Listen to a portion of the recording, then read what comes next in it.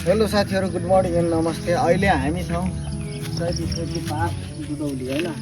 यो चाहिँ रहेको छ दुधौली 9 नम्बर वडा। यो रहेको छ मदन भण्डारी हाइवे र तपाईको हाइवे पूर्वको धरान चतरा हुँदै यो 800 किलोमिटर भन्दा लगभग बढी भित्री मधेसतर्फ पर्छ यो बाटो।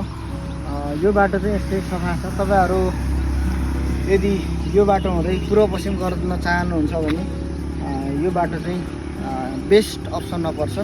र अहिले तपाईको यहाँबाट बाहिरी मधेसको बाटो भन्छ जो हाइवे बाटो, त्यो चाहिँ अहिले बनाउने काम जारी भइरहेको कारणले गर्दाखेरि बाटोको अलिकति खराबी छ। यो बाटो चाहिँ तपाईहरु आवाज जावतको लागि सहज र राम्रो छ। यो बाटो एकदम 2 लेनको मात्रै छ, 2 लेनको भयो भने सफा छ। त्यस्तै गरी हाम्रो यहाँ रहेको छ ट्राफिक कार्यालय 10 नम्बर वडा कार्यालय दुधौलीको भने अब हामी यस यहाँ रहेको नगरको सैदी स्मृति पार्क कस्तो छ भनेर हामी देखाउन गइरहेका छौँ। यो रहेको छ तपाईको यही सैदी स्मृति पार्कको पार्किङ र यो पार्किङ त अहिले अवस्था हेर्दा पूर्ण जीर्ण जस्तै देखिएको छ। वास्तवमा यहाँबाट चाहिँ स्टेप अफ भराङ भएको कारणले गर्दाखेरि यहाँबाट माथितिर गाडी लाउन मिल्दैन। तपाईहरुले यहाँ पार्किङ गरेर गाडी तपाईहरु माथि भ्रमण गर्न सक्नुहुन्छ। सबैजना जो यो भिडियो हेर्नुहुन्छ हेर्दै हुनुहुन्छ आउनु होला, भ्रमण गर्नु होला। दुधौली 10 नम्बर वडा कार्यालयको ठिक अपोजिटमा छ यो चाहिँ। र तपाईहरु मदन भण्डारी हाइवे हुँदै पूर्व पश्चिम हिँड्दै हुनुहुन्छ भनेदेखि दुधौली नगरको गेटमा बाट ठिक अलिकति 100 मिटर जति माथितिर आउनुभयो भने यहाँ पार्किङ छ। पार्किङ गरेर तपाईहरु भ्रमण गर्न सक्नुहुन्छ। यो रहेको छ तपाईको के भन्ने यो ब्लक बिछाएको छ यहाँबाट माथि। र यो ब्लक बिछाएको चाहिँ लगभग 3 वर्ष अगाडि हो। र यो ढोकामा छ, यसमा चाहिँ फुलहरु लगाएको छ। अलिकति यहाँ समस्या के छ भने पानीको अभावको कारणले गर्दाखेरि यसको स्ट्रक्चर चाहिँ अब पूर्ण रूपमा राम्रो भएको छैन। तर यो पूर्ण रूपमा राम्रो बनाउनको लागि हाम्रो नगरले अथवा दुधौली नगरपालिकाले चाहिँ अहिलेसम्म प्रयास गरिरहेको छ।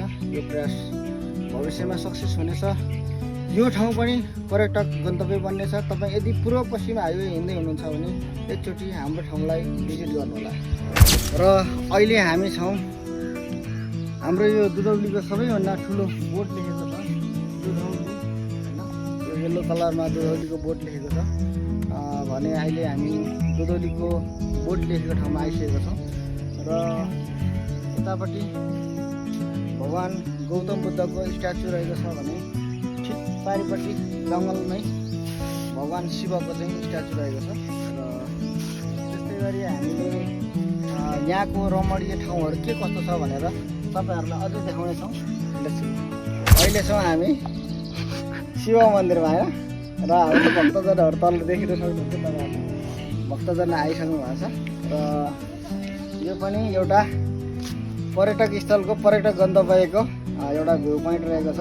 यहाँ चाहिँ हरेक बिहान चाहिँ यहाँका लोकल भक्तजनहरूले चाहिँ पूजा गर्ने गर्छन्। र यसको सौन्दर्य होस् र यो मन्दिरको पनि केही भ्यालु राख्नुपर्छ भन्ने हैसियतले चाहिँ यहाँका स्थानीयहरूले चाहिँ शिवका भक्तहरू हुनुहुन्छ उहाँहरूले चाहिँ यसको शिवका पूजा गर्नुहुन्छ। र हामीले पनि यसरी शिवको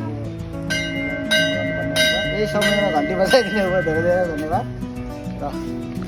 र अहिले हामी फाइनली छौँ पिकनिक स्पोटतिर। र यो शहीद पार्कको स्पेसल पिकनिक स्पोट चाहिँ यहाँ रहेको छ।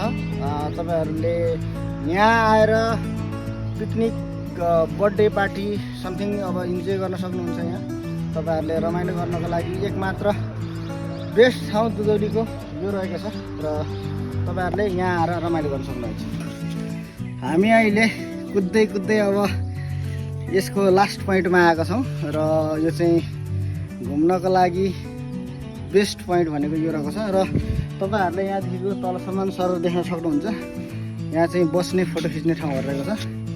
र यतापट्टि देख्न सक्नुहुन्छ एउटा लभ साइन दुधोली स्मृति पार्कको चाहिँ फोटो खिच्ने ठाउँ। यतापट्टि गार्डन देख्न सक्नुहुन्छ, यो गार्डन तयार गरेर आएको देखिन्छ होइन।